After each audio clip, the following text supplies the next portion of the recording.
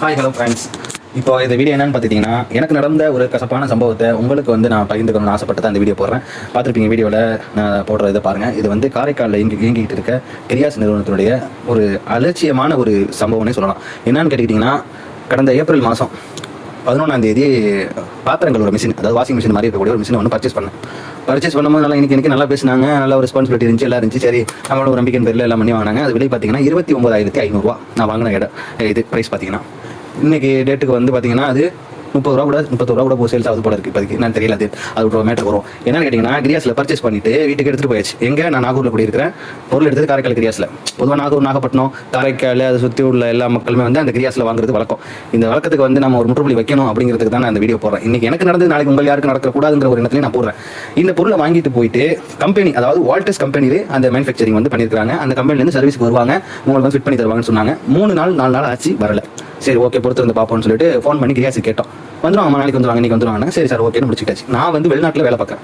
என் வீட்டில் இருக்கிறது இப்போ ஒய்ஃபும் எதுவும் மட்டும் தான் இருக்கிறாங்க, பிள்ளைங்க மட்டும் தான் வீட்டில் இருக்கிறாங்க. அவங்க யாரும் வீட்டில் ஆம்பளை தோணும் யாரும் கிடையாது, எல்லாம் லேடிஸ் தான்.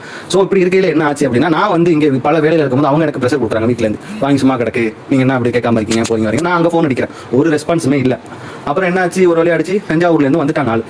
வந்து ஃபிட் பண்ணி எல்லாம் போட்டு பார்த்தா வாட்டர் லீக்கேஜ் ஆகுது, ப்ரெஷர் தாங்க மாட்டேங்குது, பிடிங்கிட்டு வருது.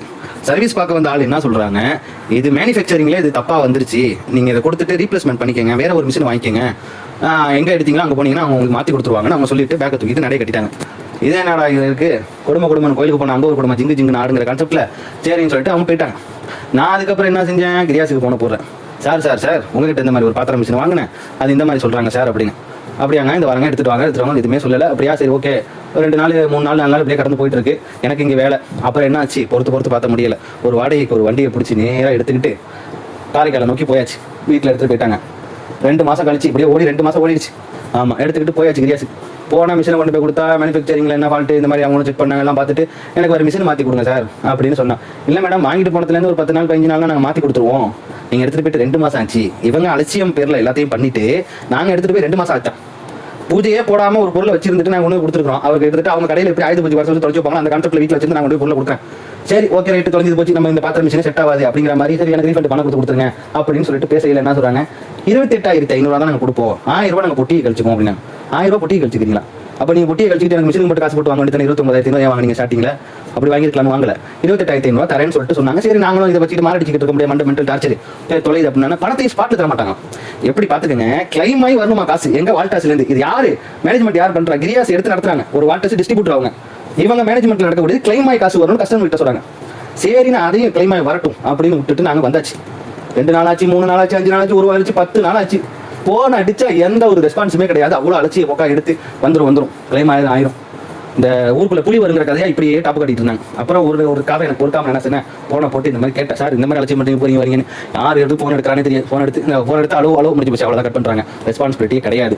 28,500 கொடுக்குறாங்க, 1000 ரூபாய் பொட்டியை கழிச்சுக்கிட்டு. ஏன் இத்தனை 1000 மிஷின் தயாரிக்கிற கம்பெனியில் ஒரு பொட்டி தயாரிக்க முடியாது அவங்களால? என்னுடைய கேள்வி அதை வைக்கிறேன். இன்னொன்று என்னன்னு கேட்டீங்கன்னா, காரைக்கால், நாகூர், நாகப்பட்டினம் மக்கள் எல்லாருமே வந்து ஒரு விஷயத்தை நல்லா நோட் பண்ணிக்கோங்க.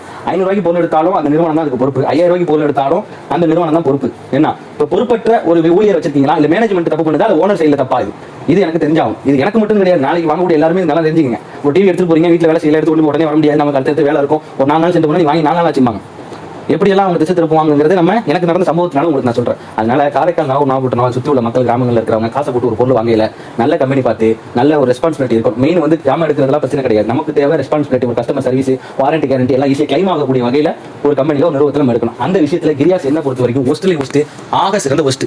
இந்த வீடியோ பார்த்துட்டு உங்கள் நண்பர்கள் யாராவது பார்க்குறீங்க காரைக்கால், நாகூர், நாகப்பட்டினம், கண்டிப்பாக ஷேர் பண்ணுங்க. மறக்காம நீங்க வாங்கக்கூடிய பொருட்களை வந்து கிரியாஸில் பார்த்து எடுங்க. அவ்வளவுதான். இந்த வீடியோ பார்த்ததுக்கு நன்றி.